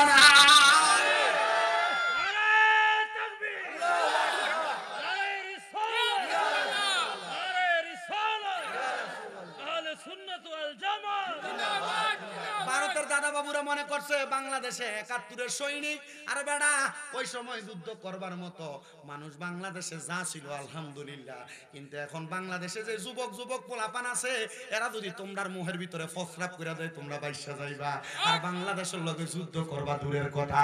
এজন্য বলতে চাই যে তো পার্শ্ববর্তী দেশ বন্ধুত্বপূর্ণ সম্পর্ক রাখতে পারলে রাখবা, আর নচেত বাংলাদেশের মুসলমান আর অন্য কোন ধর্মের মানুষ লাগবে না, এরা এক এবং নেক হইয়া এক কোনা দিয়ে ধরবো, পুরা ভারতবর্ষ দখল করতে দেরি করবে না। কিন্তু এরা মনে করছে বাংলাদেশেরকে তারা যদি নীল চক্ষু আর লাল চক্ষু দেখায় বাঙালিরা ভয় পাইবো। বাঙালিরা ডরায় না, কারণ বাঙালিরা মুসলমান বাঙালি যারা তাদের কলবের মধ্যে হযরত ওমরের মতো বীরত্ব আছে। যে ওমর রাদিয়াল্লাহু তাআলা দরবারে নিয়ে নামলে রহমতের নবীর সামনে একটা ইহুদিও দাঁড়াইতো না, হযরত ওমরের ডরে পুরা মক্কা মদিনা কাঁপতো। ওই বাঙালি মুসলমানেরা হযরত ওমরের বীরত্ব নিয়ে বাংলাদেশকে রক্ষা করার জন্য মাঠে নামবে। আর মনে রাখবা, যদি গুরু গোবিন্দর মতো ভারতের দাদা বাবুরা বাঙালিদেরকে বাংলাদেশ দখল করার জন্য আসতে চায়, তাহলে বাঙালিরা শাহজালালের ভূমিকা নিয়ে বাংলা রক্ষা করতে প্রস্তুত। কথা কোন প্রস্তুত? কথা কোন প্রস্তুত? আল্লাহ তাআলা ওই প্রস্তুত থাকার তৌফিক দান করুক, জোরে কোন আমিন। বাঙালিরা তীরবল্লম দিয়া যুদ্ধ করে না, বাঙালিরা আল্লাহু আকবরের ধ্বনি দিয়া নাসিরউদ্দিন সিপাহসালার মতো গুরু গোবিন্দর বড় রাজপ্রাসাদ ভাঙ্গা দেয়।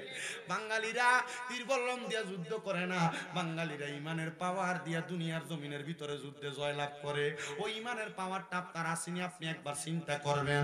তো শুনেন বাবারা, যেই কথা আমি আপনাদেরকে বলতেছিলাম, হযরতে মুহাম্মদ আলী সমরকন্দ রহমতুল্লাহ আলাইহি নামক একজন আল্লাহর বান্দা, উনি বলতেছে কিয়ামতের কথা যখন আমি শুনলাম, আমি কিয়ামতের কথা শুই না আমার মনের ভিতরে একটু ডর লাগছে, ভয় লাগছে। ডরটা লাগার সাথে সাথে আমি নামাজের মুসল্লা বিছিয়ে রাত্রবেলা আমার ঘরের ভিতরে বইসা গেছি। মুহাম্মদ আলী সমরকন্দ এলাকায় বাড়ি। উনি কয় আমি যখন নামাজের মুসল্লার ভিতরে বইসা গেছি, এবার এই টাইমে আমার এলাকার মানুষরে দেখলাম তারা হইচই করতেছে। কি করে? আপনার এলাকার ভিতরে সুর পড়ে না? সুর বললে এক কোনা দিয়ে সিলানি পড়ে না, এটা হাইত রে, এটা হাইত সিলায় না। মুহাম্মদ আলী সমরকন্দ রহমতুল্লাহ আলাইহি বলে, হে জগতের মানুষ, আমি দুনিয়ার জমিনের ভিতরে ইবাদত করতাম, কিন্তু রাত্রবেলা কিয়ামতের কথা যখন আমার মনে হইল, আমি মুহাম্মদ আলী সমরকন্দ নামাজের মুসল্লাটা বিছাইয়া আমি আমার ঘরের মধ্যে নামাজ পড়বার লেগে দাঁড়াইছি আল্লাহর কাছে কান্নাকাটি করার জন্য। ও মুসলমান, মরণের কথা চিন্তা কইরা এখনো কোনোদিন কাঁদছো কিনা তুমি তোমার বিবেককে প্রশ্ন করো। মুহাম্মদ আলী সমরকন্দ রাহমাতুল্লাহ আলাইহি বলে, আমি বাহিরে গেলাম ওযু করার জন্য। এখন না সবার ঘরে ঘরে বাথরুম আসেনি, ওযু করার ব্যবস্থা, কত সুন্দর সুন্দর জায়গা। মুহাম্মদ আলী সমরকন্দ কয়, আমি পথের মধ্যে যাইয়া, আমি পুকুরের মধ্যে নদীর পানি দিয়া যাইয়া আমি নদীর পানি দ্বারা ওযু করতাম। ওযু করে আমি আমার ঘরের ভিতরে যখন ঢুকছি, ঢুকার পরে রে আমি আমার ঘরের দরজাটা লাগাইতে ভুইলা গেছিলাম। আমি মুহাম্মদ আলী সমরকন্দ রহমতুল্লাহ আলাইহি আমি নামাজের মুসল্লার ভিতরে যাইয়া হঠাৎ করে আমি নামাজ আদায় করতেছি 2 রাকাত নামাজ পড়িনা আমি আমার আল্লাহ তাআলার কাছে একটা সেজদা দিছি। সেজদার মধ্যে পড়িনা আমি আমার আল্লাহ তাআলার কাছে বারবার কাঁদতেছি। কান্না করতে করতে রে হঠাৎ করে আমি শুনতে পাইলাম আমার খাটের তলা থেকে একটা মানুষের নিঃশ্বাসের আওয়াজ আসতেছে। দৌড়াইলে মানুষ একটা আওয়াজ দেয় না? আমি এমন নিঃশ্বাসের আওয়াজ শুনতে পাইলাম। আমি মোহাম্মদ আলী সমরকন্দ, আমি আমার ওই আওয়াজ শুই না, চিন্তা করলাম না জানি আমার ঘরের মধ্যে কোনো চোর ডাকাত ঢুকছে। আমি আগে আমার ঘরের দরজাটা বন্ধ করলাম। মোহাম্মদ আলী সমরকন্দ কয়, চারদিকে মানুষের হইচই আওয়াজ, এমন আওয়াজ আমি শুই না। আমি ঘরের দরজাটা লাগাইয়া আমার খাটের তলার মধ্যে আমি আমার যে কুফি আছে, আগে তো কুফি না, কুফি বাতি নাকি, কুফি বাতি অথবা মশাল, আমি আর কুফি বাতি হারিকেনটা দিয়া আমার খাটের তলার দিকে তাকায় দেখলাম একটা বেডি মানুষ আমার খাটের নিচার মধ্যে শোয়া। আমি ওনার দিকে তাকায়া সালাম দিলাম, আসসালামু আলাইকুম ওয়া রাহমাতুল্লাহ। কি দিছে? আর আমরার ঘরের ভিতরে যদি এমন একটা পাওয়া যায়, নগদ পাই, এই কথা কয় নাকি রে, নগদ পাই, চুলটি ধরে বাইর করতো আর বেডি। মোহাম্মদ আলী সমরকন্দ রহমতুল্লাহ আলাইহি বলে, আমি এমন আওয়াজ শুই না। বুঝতে পারলাম বাহিরে হইচই, মনে হয় তারা আমার মারার জন্য আসছে। আমার ঘরের মধ্যে একটা মহিলা, এমন মানুষকে ফেসের ভিতরে ফালায়, ঘরে মহিলা ঢুকে আসে না, চলে না এমন। মোহাম্মদ আলী সমরকন্দ কয়, আমি একটু ভয় পেয়ে গেলাম। ওই মহিলাকে আমি ডাক দিলাম, এ মহিলা বের হও। সালাম দেওয়ার পরে মহিলা আমার সালামের জবাব দেয়। আমি মোহাম্মদ আলী সমরকন্দ জিজ্ঞাসা করলাম, এগো মহিলা, তুমি কেন আমার ঘরের মধ্যে ঢুকলা? মহিলা ডাক দিয়ে কই, হুজুর, হুজুর গো, আমার স্বভাব হইল আমি চুরি করি। কি করে? চুরি করি। আমি অন্য কোন দিন আমার জীবনে চুরিতে ধরা খাই নাই হুজুর। আজকে এমন এক ঘরের মধ্যে চুরি করতে গেলাম। আমি ঘরে চুরি করতে যাইয়া দেখলাম পুরা ঘরের মানুষ সজাগ। আমি দিনের বেলা চুরি করবার লাগে তাদের ঘরে খাটের তলার মধ্যে ঢুইকা গেছিলাম, কিন্তু কার ঘরে চুরি করতে গেলাম? আমি ঘরে দেখলাম রাত্রবেলা মানুষ ঘুমায়, তারা দেখলাম রাত্রবেলা দরজা বন্ধ করে তারা শুধু আল্লাহর সেজদা দেয়। উমা হুজুর, চুরি করবো কেমনে? দিনের বেলায় না সুযোগ পাইয়া ঢুইকা গেলাম, এখন তো আমি আর চুরি করার সুযোগ পাই না। ওরে ঘরের মাল সব নিয়া গেল, অচি না এক চোরে রে, আমি মুখ দেখাবো কারে রে, আমি মুখ দেখাবো কারে। ইমান যদি সময় থাকতে ঠিক না করো, তাহলে তোমার আয়া কইব মিলাদ ক্যাম করস কেন, এটা কোরআন হাদিস হইতো নাই। এ সরে তোমার ইমান লইয়া যাইব। যদি নবীরে নূর না মানো, হাজার নাজারের জ্ঞান না রাখো, নবীর গায়েবের খবরের এলেম যদি সিনাতে না রাখো, তাহলে হঠাৎ আইয়া তোমার জন কইব এটা কোরআনে নাই হাদিসে নাই, তাহলে তুমি কি প্রমাণ দিবা? আমার প্রশ্ন দিয়া তুইয়া রাখছে, হুজুর আমিরে মুয়াবিয়া রাদিয়াল্লাহু তাআলা আনহু কি সাহাবী? যদি থাকে তাইলে ওনারে কি রাদিয়াল্লাহু তাআলা আনহু বলা যাবে নি? অবশ্যই তিনি সাহাবী, উনি একজন কাতেবে ওহী, উনি ওহী লিখতেন। দ্বিতীয়ত প্রশ্ন করছে, হুজুর ফাক পাঞ্জাতন কাকে বলে? ফাক পাঞ্জাতন বলে নবীজি, নবীজির কন্যা হযরত ফাতেমা এবং হযরত আলী রাদিয়াল্লাহু তাআলা আনহু নবীজির মেয়ের জামাতা, এবং হযরত ইমাম হাসান ইবনে আলী, হুসাইন ইবনে আলী রাদিয়াল্লাহু তাআলা আনহু, এই পাঁচজন রে কয় আহলে বায়াত। এটারে ফার্সি ভাষায় বলে ফাকে পাঞ্জাতন, মানে পবিত্র দেহ। হুজুর এরা কেমনে পবিত্র? আল্লাহ কোরআনে কয়, ইন্না মারহাবা কইতেন না, ইন্নামা ইউরিদুল্লাহু লিইউযহিবা আনকুমুর রিজসা আহলাল বাইতি ওয়া ইউতাহিরাকুম তাতহীরা। আল্লাহ তাআলা ফাক পাঞ্জাতন রে এমন পবিত্র হিসেবে কবুল করছে, এইজন্য এদেরকে ফাক পাঞ্জাতন নাম দিয়েছে পবিত্র পাঁচটা দেহ। এই প্রশ্নগুলোর উত্তর আমি আপনাদেরকে দিয়া গেলাম। এরা মানলে কি হইব, না মানলে কি হইব? আল্লাহর নবীজির কথা এরা যারা মানলো তারা যেন নূহ নবীর নৌকা দুইটা বাচ্চা গেল, এরা যারা মানলো না এরা জাহান্নামের অতল গহ্বরে গেল। এজন্য বাবারা আপনারা পাক পাঞ্জাতন মানবেন। তো যেই কথা বলতেছিলাম, ওই সুন্নি মহিলা কে কয়, সুন্নি মহিলা কয়, আমি দিনের বেলা সুযোগ খুঁজা চুরি করবার লাগা ঘরের ভিতরে ঢুইকা গেছি, কিন্তু রাত্রবেলা দেখি এই ঘরের মানুষ কেউ তো ঘুমায় না। কি করে? জোরে কয় না? এই বেড়িরা এই মানুষ তো সবাই নামাজ পড়ে, হুজুর আমি চুরি করার সুযোগ না পাইয়া তাদের ঘরের দরজাটা খুইলাম, যখন আমি বাইর হইছি হুজুর আমার জীবনে আমি এত বছর চুরি করি কোনোদিন ধরা খাই নাই। হুজুর গো আজকে যদি আমি ধরা খাইয়া যাই, আমি দৌড়াইছি আর দৌড়াইতে দৌড়াইতে বলছি আল্লাহ তুমি যদি আজকের মতো আমারে বাঁচাইয়া দাও, আজকের মতো আমারে বাঁচাইয়া দাও, তাহলে আমি আর কোনোদিন চুরি করতাম না। হুজুর এখন যদি ওই এলাকার মানুষ আমার পাইয়া যায়, আমি বাইর হওয়ার সময় তারা টের পাইয়া চিল্লাইতেছে চোর চোর বইলা, তাহলে তারা আমার মারবে, আমার আঘাত করবে, আমি চোর হিসাবে মানুষকে মুখ দেখাইতে পারবো না। এ হুজুর আপনি যদি আমার এখন তাদের সামনে নিয়ে যান, তারা আমারে আঘাত করবে। হুজুর আপনি বলেন না, বলেন না আমারে কি আপনি এখন এদের হাতে তুইলা দিবেন না, আপনি আমারে লুকায়া রাখবেন? হুজুর কয় না, মহিলা যাদের ঘরে চুরি করতে গেছো চোর হিসেবে তার কাছে মাফ না নিলে আমার আল্লাহ তোমারে মাফ করতো না। হুজুর কয় মহিলা বের হও, বের হও, তবে তুমি ওয়াদা করো তারা যদি তোমারে মাফ করে দেয় তুমি আমার কাছে বলো তুমি তওবা করে এখন থেকে আর চুরি করবা না। মহিলা কই হুজুর ওয়াদা দিলাম, তবে মাফ চাই আপনি আমারে তারার কাছে নিয়েন না, তারার কাছে যদি নিয়ে দেন তাহলে তারা আমার মারধর করবে। হুজুর আমি তো বললাম আর কোনোদিন চুরি করতাম না। হুজুর কয় না না না মাফ চাইলো, মাফ চাইলো, এর আগে তো অনেক চুরি করছো, আগে তারার কাছে মাফ চাইবা তারপরে আল্লাহর কাছে মাফ চাইবা। আপনি কাউরে ওজনে কম দিছেন, ভাই মারা যাওয়ার পরে বাতিজারের সম্পদ কম দিছেন, মা বাপ মারা যাওয়ার পরে বোনের সম্পত্তি বুঝাই দিছেন না, আপনি ভাই বোনের থেকে মাপ লইলেন না, আপনি আপনার ভাই বাতিজার থেকে মাপ লইছেন না, মানুষের ওজনে কম দিয়ে মাপ লইছেন না। আল্লাহর কসম আল্লাহর কাছে সারা জীবন কপাল থেকে কাঁদলে আমার আল্লাহ মাফ করবে না।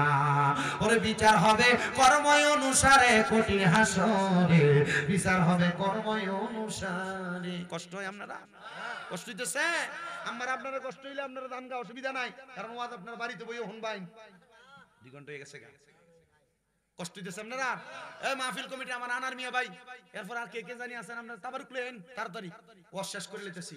এই ঘটনাটা না, ঘটনা শেষ করে ওমা শেষ না করে ওয়াজকে আধা পথে ফেলাই যেতাম গা, পরে আপনারা কইবেন এতলা দিয়ে হুজুর আল্লাহ হুজুর তুই ওয়াজ ঠিকমতো করছে না, আধা করে দিয়ে গেছে গা, শেষ করতাম না ইনশাআল্লাহ। রাজি আছেন ইনশাআল্লাহ? তো মুহাম্মদে দরুদ শরীফ পড়েন আল্লাহুম্মা সাল্লি আলা মুহাম্মাদ নাবিয়ানা শাফিয়ানা মাওলানা মুহাম্মদ আল্লাহুম্মা সাল্লি আলা সাইয়্যিদিনা মুহাম্মাদ নাবিয়ানা জুরে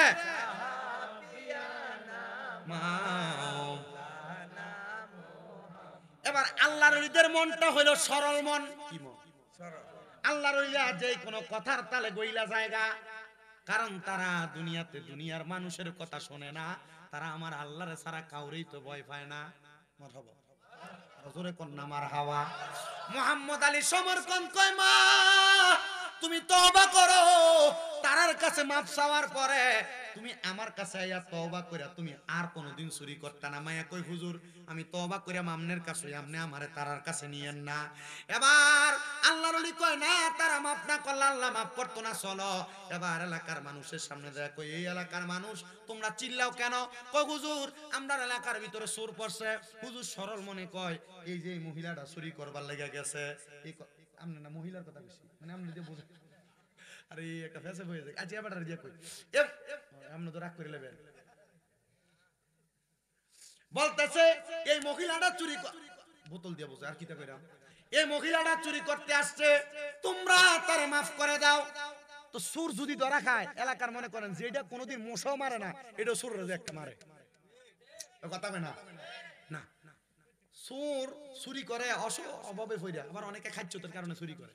হযরত ওমর রাদিয়াল্লাহু তাআলা আনহুর নিয়ম ছিল এলাকাতে কোনো মানুষ যদি চুরিদারি করতো তার আগে জিজ্ঞাসা চুরি করছস কেন, যদি কইতো অভাবের কারণে তাহলে তার মাফ করে দিত। ঠিক মারহাবা কয় না কেন? ওমর রাদিয়াল্লাহু তাআলা আনহু বলছে যদি কোনো এলাকার মধ্যে কোনো পজা যদি এলাকার ভিতর চুরি করে অভাবের কারণে, তাহলে ওই এলাকার বাদশার হাতটা ধরে কাটতে দাও। কারণ কি? বলে বাদশা ওই এলাকার মানুষে কাম দিতে পারে না বিদায় হাতে চুরি করে। কথা কন না কেন? কথা বলেন ঠিক কিনা? বাংলাদেশের সরকার যখন পতন হয়েছে আমি আল্লাহর কাছে দোয়া করছিলাম, আল্লাহ পতন যেহেতু হয়ে গেছে এখন তো নতুন একটা সরকার বয়বা, আল্লাহ এমন একটা লোক বয়ও বাংলা সংসদে যে আল্লাহর কোরআন দিয়া বাংলাদেশটা চালাইবো। কোরআন দিয়া বাংলাদেশ চালাইলে বেকার থাকতো না, দুর্নীতি থাকতো না, অন্যায় অত্যাচার থাকতো না, জুলুম থাকতো না। মাথা কথা কয় না কেন? কথা বল ঠিক কিনা? এবার মোহাম্মদ আলী সমর্থন বলে আমার সামনে তারা মহিলাটারে মারছে, এ মহিলার বাড়ি আমরা এলাকাতেই, কিন্তু মারার পরে আমি মোহাম্মদ আলী সমর্থন মহিলাটারে নিয়ে গেলাম, নিয়ে তারা সুন্দর কইরা তার আদর যত্ন কইরা রাখলাম, তারা তওবা করাইলাম। এবার এই মাইটটা খাওয়ার কারণে পরের দিন মহিলাটা ইন্তেকাল করছে। আমি পুরো এলাকায় খবর দিলাম, এলাকার মানুষ যে মহিলাটা চুরি করতে আসছিল এ মহিলাটা তো মারা গেছে। জোর করিয়া বুঝতে গেলে তার গোটে মরণ জ্বালা, কেউ বুঝিতে পারে না রে মাহবুব মাওলার খেলা। আমার বন্ধুরে ও মুসলমান, হুজুর কয় ওই লাশটারে আবার আমরা উঠাইছি, জানাজার নামাজ পড়াইছি। সবাই কই হুজুর তাহলে এটার বেদরা কোনজে? বলে কি বেদ জানতে চাও? বলে এই ব্যক্তিটা চুরি করছে। হুজুর তাহলে এই ব্যক্তিটারে আমরা দুনিয়ার জমিনের ভিতরে জানাজা না দিয়া মাটি দিলাম, এই ব্যক্তিরা আমার আল্লাহ তাআলা ইমানদার বানাইলো কেমনে? কয় এই ব্যক্তি যে চুরি করছে তোমরা যে তারে দৌড়ানি দিছ, দৌড়াইতে দৌড়াইতে আল্লাহর কাছে কইছে আল্লাহ আজকে যদি আমি বাচ্চা যায় আর কোনোদিন চুরি করতাম না। এই যে না কথাটা কইছে আমার আল্লাহ তারে কবুল করে আলাইছে। তোমরা তারে মারছো, তার মনে কষ্ট দিছ, তোমরা তার মনে কষ্ট দিয়ে আমার আল্লাহ তাআলার কুদরতি মনে কষ্ট দিছ। আল্লাহরে যারা দুনিয়াতে মানুষের মনে কষ্ট দিলে শুধু মানুষ মনে কষ্ট পায় না, স্বয়ং আমার আল্লাহ কষ্ট পায়। এজন্য আশেক সুরে সুরে কয় ওরে মন ভাঙ্গা না মসজিদের ভাঙ্গা, ভাঙ্গায় আল্লাহর কাবা ঘর, ভাঙ্গায় আল্লাহর কাবা ঘর, মন মন্দিরে আল্লাহর বাড়ি, বেতা দিস না তার ভিতর। মন ভাঙ্গা না মসজিদের ভাঙ্গা, ভাঙ্গায় আল্লাহর কাবা ঘর, মন মন্দিরে আল্লাহর বাড়ি, বেতা দিস না তার ভিতর। আসলে কাবা না চিনিলে ডাকলে কি আর তারে মিলে, আসলে কাবা না চিনিলে ডাকলে কি আর তারে মিলে। নামাজে রোজা যাই বিফলে, নামাজে রোজা যাই বিফলে, বিথা আল্লাহু আকবার। মন ভাঙ্গা না মসজিদে ভাঙ্গা, ভাঙ্গায় আল্লাহর কাবা ঘর, ভাঙ্গায় আল্লাহর কাবা ঘর, মন মন্দিরে আল্লাহর বাড়ি, বেতা দিস না তার ভিতর। জোরে কোন মারহাবা। ওরে খুশি রাখতে মানুষের মন সাজাইলেন সাই বিশ্ব ভুবনে, খুশি রাখতে মানুষ সাজাই সাই বিশ্ব ভুবনে, খুশি রাখতে মানুষের মন সাজাইলেন সাই বিশ্ব ভুবন। ফেরেশতারা সেজদা করে, ফেরেশতারা সেজদা করে, মকরমে পাইলাম নতের ঘরে। মন ভাঙ্গা না মসজিদে ভাঙ্গা, ভাঙ্গায় আল্লাহর কাবা ঘর, ভাঙ্গায় আল্লাহর কাবা ঘর, মন মন্দিরে আল্লাহর বাড়ি, বেতা দিস না তার ভিতর। জোরে কোন সুবহানাল্লাহ। ও মুসলমান, এলাকার মানুষ কয় হুজুর তাহলে আমার আল্লাহ তাআলা দুনিয়াতে কেউ যদি কোনো পাপ করে, কোনো অন্যায় করে, অন্যায়টা করার পরে যদি আমার আল্লাহর কাছে মাফ চায়, আমার আল্লাহ তারে মাফ কইরা আমার আল্লাহ তারে জান্নাতি বানায়া দেয়। এ মুসলমান, এ আমার পশ্চিম চাতলের বাবা, পশ্চিম চাতলের যুবক, মনে রাখবারে মুসলমান, মনে রাখবারে আমার পর্দার অন্তরালের মা বোনেরা। আজকের মাহফিলে কত মানুষ বসছো, তোমরা দুনিয়ার জমিনে যে বড় হইছো, তোমার মা বাবা বড় কষ্ট করে তোমার মানুষ করছে, তোমার আব্বা তোমারে কামাই করে না খাওয়াইতে কত ওয়াক্ত নামাজ ছেড়ে দিছে, তোমার মা তোমার রান্না খাওয়াইতে যাইয়া কত ওয়াক্ত নামাজ ছেড়ে দিছে। একবার চিন্তা করলা না, একবার চিন্তা করলা না, তোমার আব্বা যে তোমার খাওয়াইতে যায় তোমার জন্য ইনকাম করতে যায় নামাজ ছাড়ছে, আমার আল্লাহ না জানি তোমার আব্বার কবরে আযাব দিতেছে। তোমার মা তোমার কষ্ট করে রান্না খাওয়াইতে যাইয়া কত নামাজ কাজা করছে, আমার আল্লাহ নি তোমার মা আরে কবরে আযাব দিতেছে। চিন্তা করিস না রে সন্তান, একটু পরে আখিরি মুনাজাত হয়ে যাবে, আমার আল্লাহর কাছে দোয়া করবা, রব্বির হামহুমা কামা রব্বায়ানি সগীরা।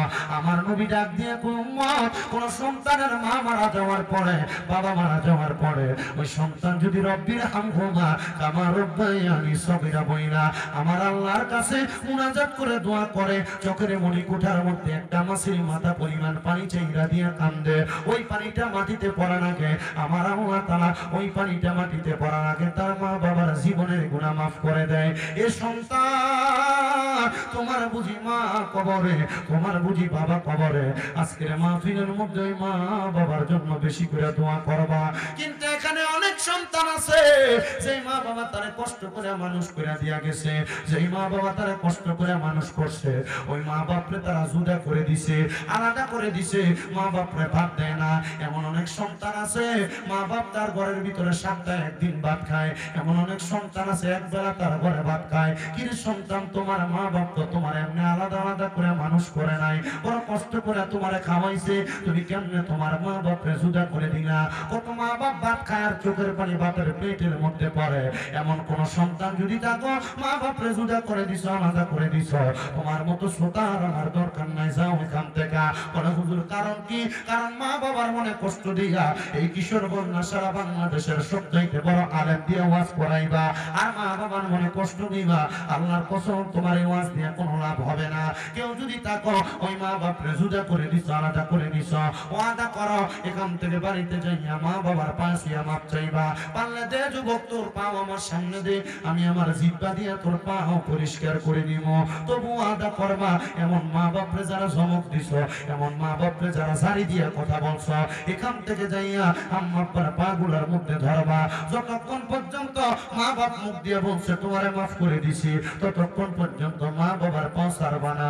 কারণ মা বাপ যদি মাফ না করে আমার আল্লাহ তোমারে মাফ করবে না।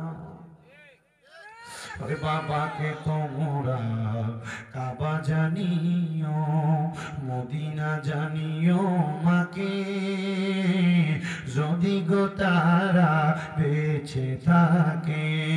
নবী বলে আমি সেবি নাই, সেবিতে পারি নাই, আমি সেবি নাই, সেবিতে পারি নাই, সেবিও আমার উম্মত, সেবিও আমার উম্মত। বাবার মুখেতে মায়ের মুখেতে যে তোলে দেয় খানা, রাজি থাকে রাব্বানা।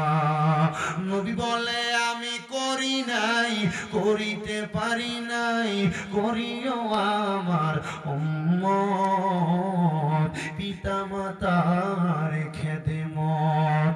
এ সন্তান, আম্মা আব্বার মনে যদি কষ্ট দিয়া থাকো, যদি আম্মা আব্বারে গাড়ি দিয়া কথা কইয়া থাকো, ধমক দিয়া থাকো, 10 টাকা 20 টাকা 100 টাকার জন্য মা বাপরে ধমক দিয়া থাকো, পাইবে ঝগড়া কইরা বউয়ের কথা শুইনা আম্মা আব্বারে ধমক দিয়া থাকো, ওয়াদা করে এখান থেকে যাইয়া মাফ চাইবা।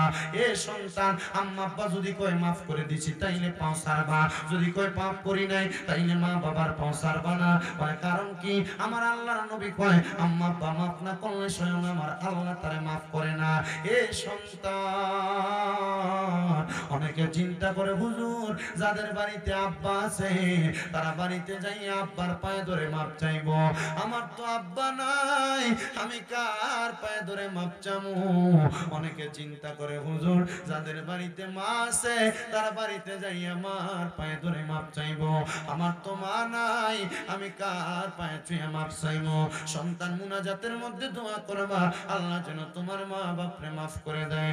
অনেকে চিন্তা করে হুজুর 2 ঈদে তো মা বাপের পা ছুঁয়ে সালামি করি না, আমি কেমনে মা বাপের পায়ে ধরে মাপ চামো? মনে রাখবা, মা বাবার পা ধরলে সন্তানের দাম কমে না, ইজ্জত কমে না। আমার আল্লাহ তাআলার ওই বান্দা মা বাবার পায়ের কাছে ছোট হওয়ার কারণে, নত হওয়ার কারণে আমার আল্লাহ তাআলা ওই সন্তানের দামটা সারা বিশ্বের কাছে বড় করে দেয়। আপনাদের দোয়ার বরকতে আমি গুনাহগারের কুমিল্লাতে 6টা মাদ্রাসা, আমার এত কোনো এলেম নাই, মাত্র কামেল প্রথম বর্ষে পড়া পড়ালেখা করি, আমার এমন কোনো এলেম নাই, আমি মাত্র সামান্য শিক্ষিত মানুষ, আমার এই এলেমের যুদ্ধে আমি কথা বলি না, একমাত্র আমি আমার মা বাবার দোয়ার বরকতে কথা বলি। ক্লাস 6-7 থাকতে ওয়াজে শুনছি মা বাবার পায়ে চুমা দিলে আল্লাহ তাআলা সন্তানটারে বড় বানায়। আমি আমার মা বাবার পায়ে চুমা দিছি, ওয়াজ শুইনা যাইয়া ঘুমন্ত অবস্থায় আমার আল্লাহ তাআলা আমার দিন পরিবর্তন করে দিছে, আমার আল্লাহ তাআলা আমার জীবন পরিবর্তন করে দিছে। ও সন্তান, আম্মা আব্বার কদমে শুয়া মাপ চাইলে তোমার দাম কমবে না, সারা পৃথিবীর কাছে তোমার দাম আল্লাহ বাড়াইয়া দিব। এ সন্তান, আজকের মাহফিল কবুল হবে কি হবে না? পশ্চিম চাতল প্রবাসী ঐক্য মানব কল্যাণ সংগঠনের মাহফিল, সুন্নি জামে মসজিদের মাহফিল, 7তম মাহফিল ইসলামী সুন্নি সম্মেলন কবুল হবে কি হবে না এটার গ্যারান্টি কেউ দিতে পারবে না।